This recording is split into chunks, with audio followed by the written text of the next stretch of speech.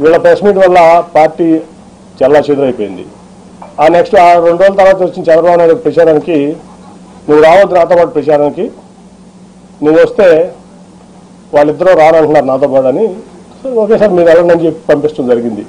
ఒక sitting MP లేకుండా corporation ఎలక్షన్స్లో నా కూతురు నుంచోబెట్టి నా డబ్బులు ఖర్చు పెట్టుకుని నేను లేకుండా ప్రచారానికి వచ్చాడు ఆయన, ఒక పార్టీ అధ్యక్షుడు.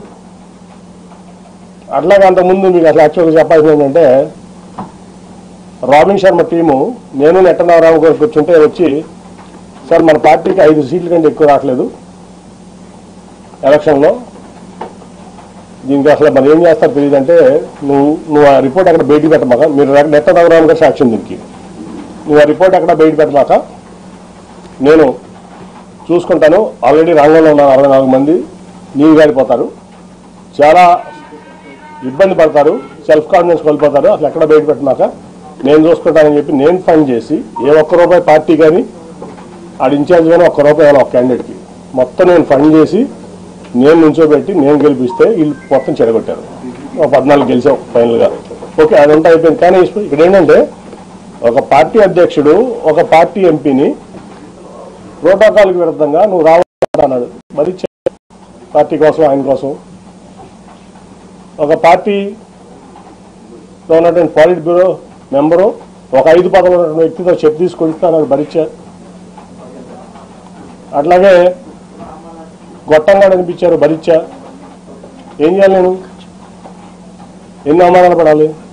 అయిపోయింది. రోజువారీ అవమానాలు. తర్వాత నేను ఒక రోజు వెళ్ళి ఆయనతో చెప్పాను, సార్ మీకు ఇష్టం లేకపోతే చెప్పండి నేను తప్పుకుంటాను ఎంపీగా అంటే, లేదు నువ్వే ఉండాలి. 10 మంది ముందు చెప్పాను, అవసరం కాదు. ఆ రోజు వలరామ గారు ఉన్నాడు, నెట్ట రఘురామ్ గారు ఉన్నాడు, పార్టీ ఇన్ఛార్జ్లు అందరూ ఉన్నారు, 7 ఇన్ఛార్జ్లు. ఆ రోజే నేను ఆయన చెప్పా, సార్ ఎవరన్నా పెట్టుకోండి నేను తప్పుకుంటున్నాను అంటే, ఆయన చెప్పిన మాట ఏంటంటే అందరి ముందు, నేను ఎసెన్స్ కాదు నువ్వే ఉండాలి, ఈ మాట బయటికి ఎక్కడ అనొద్దు, మీరు కూడా ఎక్కడ అనొద్దు ఎవరు అన్నారు.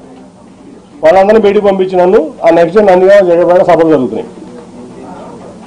లేదు నువ్వు ఆ మాట అనమాక, నువ్వే నుంచోవాలి ఎంపీగా, మళ్ళీ నువ్వు లేకపోతే పార్టీ ఇబ్బంది పడుతుంది, రేపు జగబేడకు నందిగా సభకు నువ్వు రావాలి, లేకపోతే సభలో సక్సెస్ అవ్వని చెప్తే, ఓకే సార్ మీరు ఏం చెప్తే అది చేస్తారు, కానీ అవమానాలు నేను భరించలేకుండా ఉన్నాను, వీళ్ళతో కలిసి పనిచేసే పరిస్థితి నాకు లేదు, కాబట్టి నా రిలీఫ్ ఇప్పిస్తున్నా అంటే ఒప్పుకోలేదు ఆయన.